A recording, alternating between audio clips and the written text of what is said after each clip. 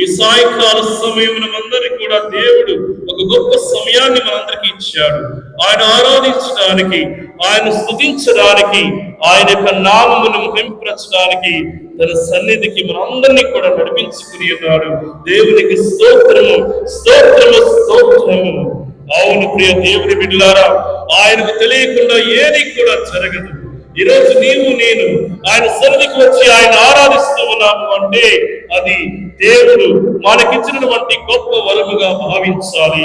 Praise the Lord, praise the Lord, praise the Lord, praise the Lord. Mattayi శుభవార్తలో మత్తయి సువార్తికుడు ఈ విధంగా పలుకుతూ ఉన్నాడు. క్రీస్తు ప్రభు ఈ విధంగా మాట్లాడుతూ ఉన్నాడు. భారముచే అలసిన సమస్త జనులారా నా యొద్దకు రండి, నేను మీకు విశ్రాంతిని వస్తుకుదును అని ఒక గొప్ప ఆహ్వానాన్ని ఇస్తూ ఉన్నాడు. ప్రియ దేవుని బిడ్డ, ఈ సమయంలో మనందరము కూడా దేవునికి విరుద్ధమైనటువంటి పనులు ఎన్నో చేసి ఉంటాం. దేవుని యొక్క అడుగుచాడలో నడవకుండా సాతాను అడుగుచాడలో నడిచినటువంటి సందర్భాలు అనేకం ఉండి ఉంటాయి. అనేకమైనటువంటి సమస్యలతో మన యొక్క కుటుంబ జీవితంలో, వ్యక్తిగత జీవితంలో సతమతమైపోతూ ఉంటాం. అనేకమైనటువంటి సమస్యలతో క్రీస్తు ప్రభువు మనందరికీ కూడా ఒక చక్కటి ఆహ్వానాన్ని ఇస్తూ ఉన్నాడు. ఈ వాక్యము ద్వారా చక్కటి హామీని ఇస్తూ ఉన్నాడు. ఇదిగో నేను నీకు విశ్రాంతిని వస్తుకుదును. అవును ప్రియ దేవుని బిడ్డ, మన వాగ్దానం చేస్తే ఆ వాగ్దానంలో తేడా ఉండవచ్చు, కానీ దేవుడు వాగ్దానం చేసి ఖచ్చితంగా ఆ వాగ్దానానికి కట్టుబడి ఉంటాడు. ఆ వాగ్దానాన్ని నెరవేరుస్తాడు. అటువంటి ఆ యొక్క వాగ్దానం మీద మనందరము కూడా విశ్వాసం నుంచి, నమ్మకం నుంచి ప్రార్థన చేయాలి. ఎందుకంటే దేవుడు మనకి ఇచ్చినటువంటి వాగ్దానం అడుగుడి ఇవ్వబడను అని వాగ్దానం చేసి ఉన్నాడు. అలానే ఎంతో మంది నమ్మకంతో, ఎంతో మంది విశ్వాసంతో ప్రార్థించిన వారి యొక్క ప్రార్థన దేవుడు ఆలకించి ఉన్నాడు. దేవుని బిడ్డ, ఈ సమయమున నీవు ఎటువంటి సమస్యతో బాధపడుతున్నా కూడా ఆ సమస్యను మన ముందు దివ్య బలిపీఠముపై ప్రతిష్ఠించబడినటువంటి యొక్క దివ్య సంప్రసాద రూపములో క్రీస్తు ప్రభు మన మధ్యలో ఉన్నాడు. ఆ ప్రభువుతో మాట్లాడు, ఆ ప్రభువుకు సమర్పించుకో. నీ సమస్య ఏదైనప్పటికీ కూడా ఆ సమస్యకు నేను పరిష్కారాన్ని చూపిస్తానని క్రీస్తు ప్రభు ఎదురు చూస్తూ ఉన్నాడు. నీ సమస్య మానసిక ఇబ్బందులు కావచ్చు, ఆర్థిక ఇబ్బందులు కావచ్చు, కుటుంబ సమస్యలు కావచ్చు, సంఘ సమస్యలు కావచ్చు, ఆరోగ్య ఇబ్బందులు కావచ్చు, ఏ ఇబ్బందులున్నా కూడా ఇదిగో బిడ్డ, నేను నిన్ను ఆశీర్వదించడానికి ఇక్కడికి వచ్చి ఉన్నాను, నేను దీవించడానికి వచ్చి ఉన్నాను, ఈ సమస్యను తొలగించడానికి వచ్చి ఉన్నానని క్రీస్తు ప్రభు మన ముందుకు వేయించేసి ఉన్నాడు. ప్రియ దేవుని బిడ్డలారా, బైబిల్ గ్రంథం మనం చూసినట్లయితే 12 సంవత్సరాలు రక్తస్రావంతో బాధపడుతున్నటువంటి ఆ స్త్రీ తలంచింది. ఏమని తలంచింది? ఇదిగో నేను క్రీస్తు ప్రభువు ధరించినటువంటి ఆ వస్త్రపు అంచులు తాకినా చాలు నేను స్వస్థత వరములు పొందుతాను అని నమ్మింది, విశ్వసించింది. అందుకని ఎన్ని ఒడిదుడుకులు, ఎన్ని అడ్డంకులు ఉన్నా కూడా ఆమె క్రీస్తు ప్రభువు ధరించినటువంటి ఆ వస్త్రమును అంచును తాకింది.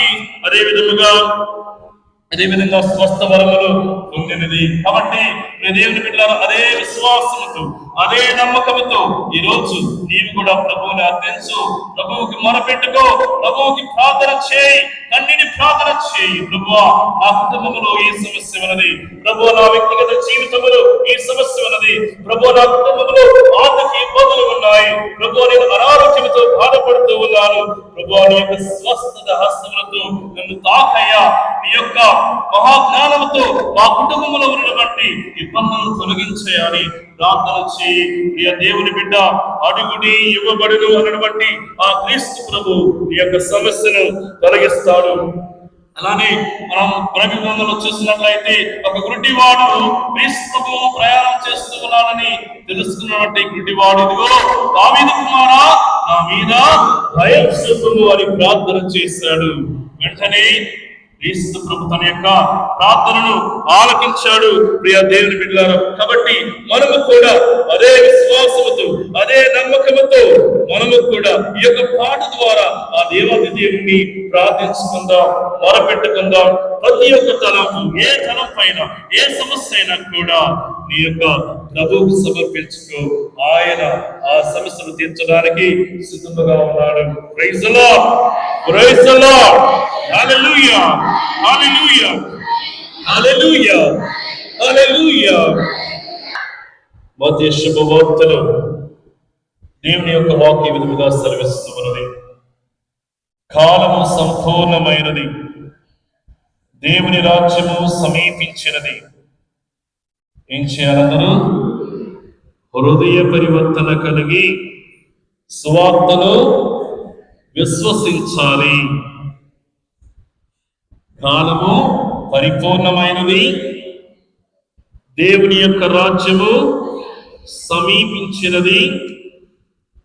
కాబట్టి ప్రతి ఒక్కరూ కూడా హృదయ పరివర్తన చెంది, అంటే మారు మనసు చెంది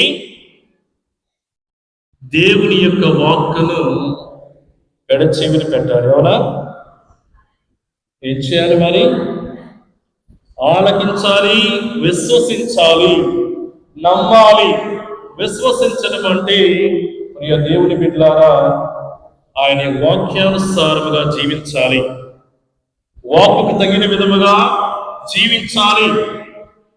నీవు రక్షణ పొందాలి అంటే విశ్వాసం ఒకటే ఉంటే సరిపోదు. ఆ విశ్వాసాన్ని నీవు జీవించాలి. దేవుని పట్ల ఉన్నటువంటి ఆ యొక్క నమ్మకము కార్యరూపము దాల్చకపోతే నీవు గొప్పగా నాకు క్రీస్తు ప్రభువులో విశ్వాసం ఉన్నదని చెప్పుకున్నా కూడా రక్షణ పొందలేము. కాబట్టి ఈ సమయమున అందరూ కూడా మానవులము అయినటువంటి మనందరిలో బలహీనతలు ఉంటాయి. ఇక్కడ ఎవరైనా ఉన్నారా తప్పు చేయని వారు, తప్పు మాట్లాడిన వారు? ప్రతి ఒక్కరిలో ఏదో ఒక లోపం అనేది ఉంటూనే ఉంటుంది.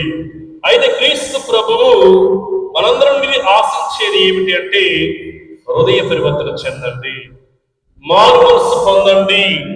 చేసినటువంటి తప్పులు, మాట్లాడినటువంటి తప్పును తెలుసుకొని మరలా చేయకుండా ఉండడానికి ప్రయత్నం చేయండి అని ప్రభు మన నుండి ఆశిస్తూ ఉంటాడు. అవునా కదా? అంతేగాని మీరు తప్పులో జీవిస్తున్నారు, పాపంలో జీవిస్తున్నారు కాబట్టి పాపములో జీవించండి అని ప్రభు మనల్ని ప్రోత్సహించడు. అందుకని దేవుని బిడ్డలారా, కాలము పరిపూర్ణమైనది అంటే దేవుని బిడ్డలారా, మనకి దేవుడు అనేకమైనటువంటి అవకాశాలను ఇస్తూ ఉంటాడు. నా బిడ్డ నా వైపు తిరిగి రాకపోదా, నా వాక్కును ఆలకించి ఆచరించకపోదా అని ఆలోచన చేస్తూ ఎదురు చూస్తూ ఉంటాడు. మరి మన వైపు నుండి స్పందన అనేది ఉండాలి. ఎవరైతే దేవుని యొక్క వాక్కును విశ్వసించి జీవిస్తారో వారు దేనికి కూడా భయపడాల్సిన అవసరం లేదు. క్రీస్తు ప్రభు యొక్క రాకడ ఏ సమయంలో సంభవించినా కూడా భయపడాల్సిన అవసరం లేదు. ఎందుకంటే మనము దేవుని యొక్క వాక్యానుసారముగా జీవిస్తూ ఉన్నాము. దేవుని యొక్క వాక్కును మనము పెడచెవిన పెట్టకుండా వాక్యానుసారంగా జీవిస్తూ ఉన్నాము. కాబట్టి ఆయన ఏ గడియలో వచ్చినా కూడా, ఏ క్షణంలో వచ్చినా కూడా మనము భయపడాల్సిన అవసరం లేదు. Praise the Lord, praise the Lord, praise the Lord. ఇదిగో మనిషి కుమారుడు ఏ గడియలో వచ్చునో ఎవరికి తెలియదు. ఆయన ఎలా వస్తాడు? ఒక దొంగ వలె వస్తాడు. దొంగ ఎవరింటికైనా కన్నం వేయడానికి వచ్చేటప్పుడు, దొంగిలించడానికి వచ్చేటప్పుడు ఇన్ఫర్మేషన్ ఇస్తాడా? చెబుతాడా? చెప్పడు. ఆ విధంగా ప్రభు యొక్క రాకడ ఉండబోతుంది. కాబట్టి ఒకవేళ మనము పాపపు జీవితంలో జీవిస్తూ ఉన్నట్లయితే, తెలుసో తెలియకో జీవిస్తూ ఉన్నట్లయితే పాపపు జీవితంలో ఈ సమయంలో దేవుని బిడ్డలారా, దేవుని సమక్షములో ఆ పాపపు జీవితానికి స్వస్తి చెప్పండి. ఎందుకంటే ప్రభువు నీ కొరకు నా కొరకు శిలువ ప్రాణిపై మరణించాడు, తన యొక్క ప్రాణమును ధారపోశాడు. ఎందుకంటే నిన్ను నన్ను రక్షించడానికి.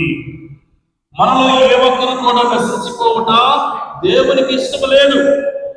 కాబట్టి మనము పరిశుద్ధమైనటువంటి జీవితాన్ని జీవించాలి జీవించాలి అలానే హృదయ పరివర్తన కలిగి జీవించాలి.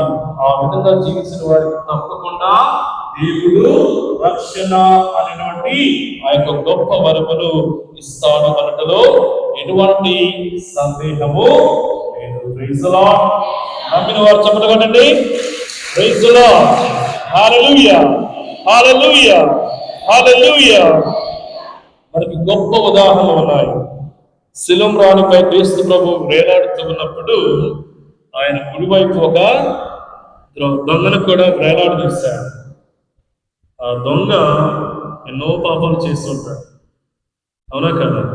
లేకపోతే ఆ శిక్ష వేసి ఉండరు అతనికి. ఒక నేరస్తుడు. ఆ సమయంలో ఆ దొంగ క్రీస్తు ప్రభువులో ఉన్నటువంటి ఆ యొక్క శక్తిని, దైవత్వాన్ని గుర్తించాడు, అవునా కదా? అందుకనే హృదయ పరివర్తన చెంది ఏమంటున్నాడు? ప్రభువా, నీ రాజ్యంలో నన్ను కూడా గుర్తుంచుకో, జ్ఞాపకం ఉంచుకో. ప్రభు ఏమంటున్నాడు?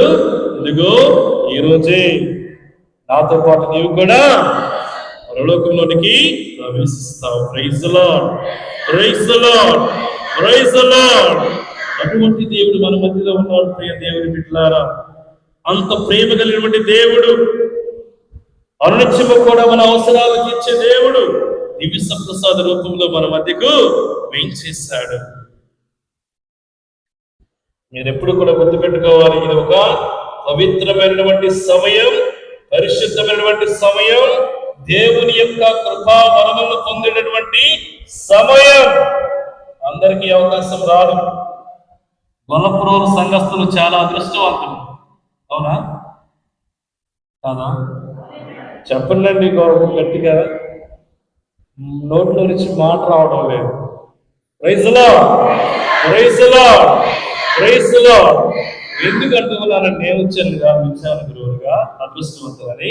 కానీ ప్రతిరోజు మీకు దివ్య బలి పూజను దేవుడు ఏర్పాటు చేస్తున్నాడు.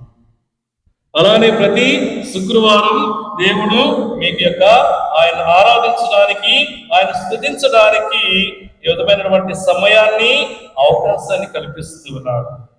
ఎంతమందికి అవకాశం ఉంటుంది? మా ఊర్లో అయితే లేదు అవకాశం. మా ఊరు ప్రజలకు లేదు. వారితో పోల్చుకుంటే మీరు అదృష్టవంతులా కాదా? Praise the Lord, praise the Lord. ప్రియ దేవుని బిడ్డలారా, ఆయన సన్నిధిలో ఒక్క క్షణము ఉంటే వేరే ప్రదేశంలో ఎన్ని వేల సంవత్సరాలతో సమానమని దేవుని యొక్క వాక్కు సెలవిస్తున్నది. ఈ సత్యం మన అందరం వింటూ ఉంటాము, కానీ ఆచరణలో పెట్టము. ఆయన సన్నిధికి రావడానికి ఆలోచన చేస్తూ ఉంటారు.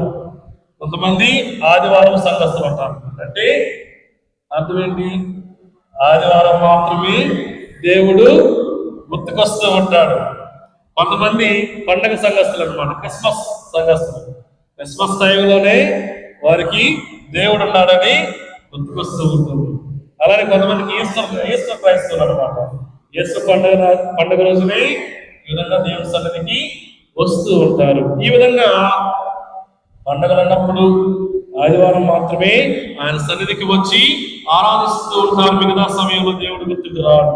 కానీ ప్రియ దేవుని బిడ్డలారా, దేవుని యొక్క వాక్కు సెలవిస్తున్నది, ఆయన సన్నిధిలో ఒక్క క్షణము ఉన్నా కూడా వేరే ప్రదేశంలో కొన్ని వేల సంవత్సరాలతో సమానమని.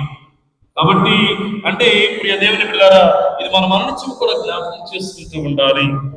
నాకు చాలా సంతోషం, ఎందుకంటే నేను మే నెల, జూన్ నెల, ఈ 2 నెలలు సికింద్రాబాద్లో నా యొక్క సేవలు అందించాను. అక్కడ ప్రతిరోజు చర్చ నిండింది అనమాట. ప్రతిరోజు ఉదయం పూజకి చాలా చోట్ల స్త్రీ సంఘం ఎక్కువ ఉంటారు గుడికి వచ్చే వాళ్ళు.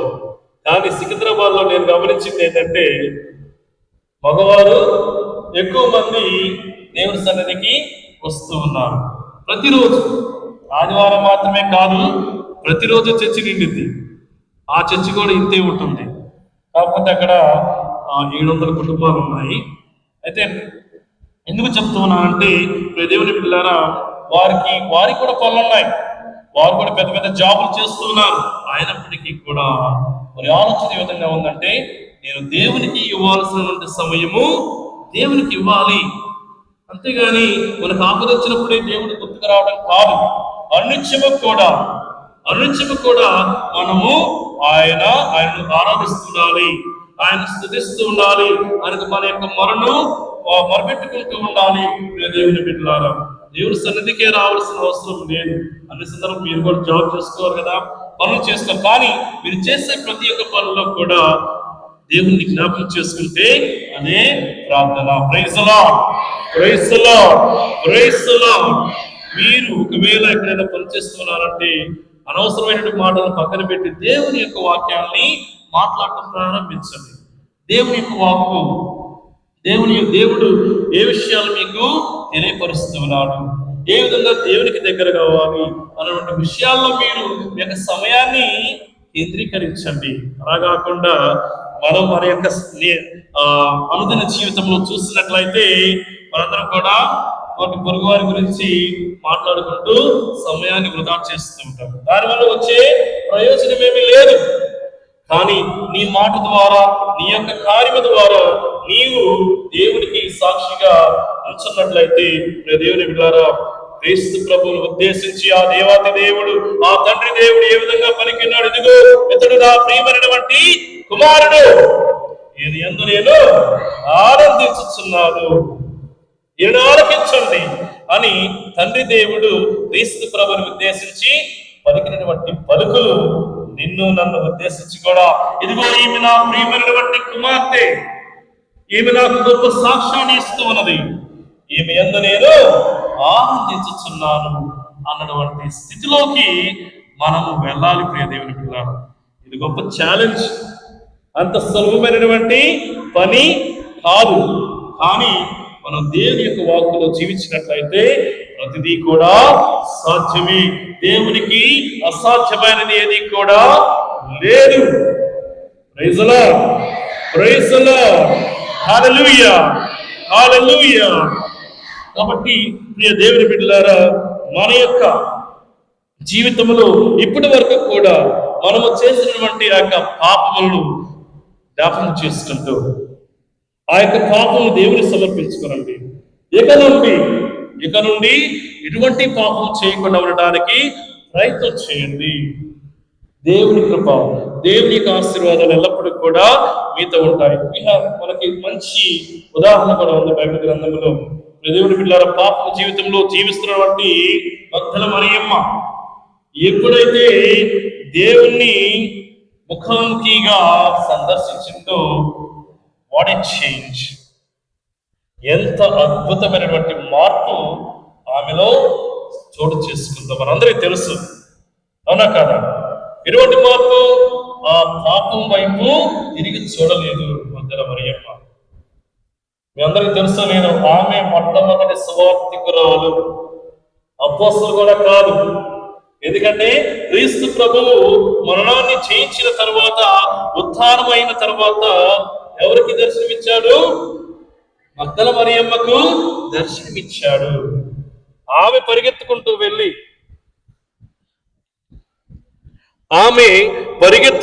వెళ్ళి అపోస్తలులకు ఆ యొక్క సమాచారాన్ని అందించింది. ఆ సువార్తను, ఇదిగో క్రీస్తు ప్రభువు మరణాన్ని జయించాడు, అతను ఉత్థానుడయ్యాడు అనేటువంటి ఆ యొక్క సమాచారాన్ని మగ్దల మరియమ్మ, ఎవరినైతే సమాజము ఒక పాపిగా గుర్తించి ఉన్నదో, ఎవరినైతే సమాజము తిరస్కరించి ఉన్నదో, నిరాకరించి ఉన్నదో, ఆమె ఒక గొప్ప సువార్తికురాలుగా ఈరోజు తన శ్రీ సభ గుర్తిస్తూ ఉన్నది. Praise the Lord, praise the Lord, praise the Lord. కాబట్టి ప్రియ దేవుని బిడ్డలారా, మనము మన యొక్క జీవితంలో మనము కూడా మనలో ఉన్నటువంటి బలహీనతలను బట్టి మనము కూడా తెలుసో తెలియకో పాపములు చేసి ఉంటాం.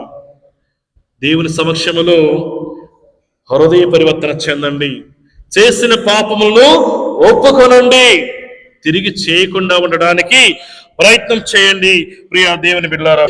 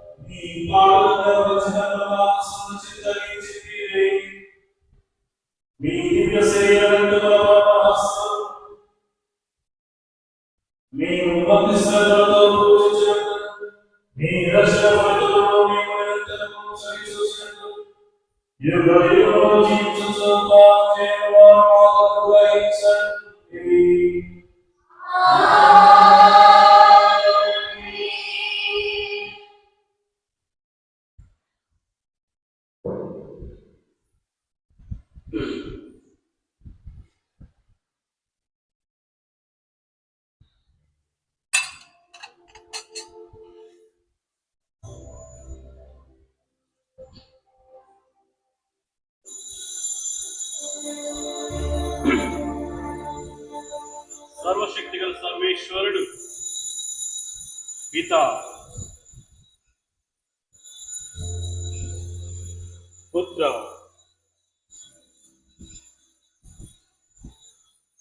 పవిత్రాత్మ ఎల్లప్పుడూ ఆశీర్వదించి కాచి కాపాడుదురుగాక.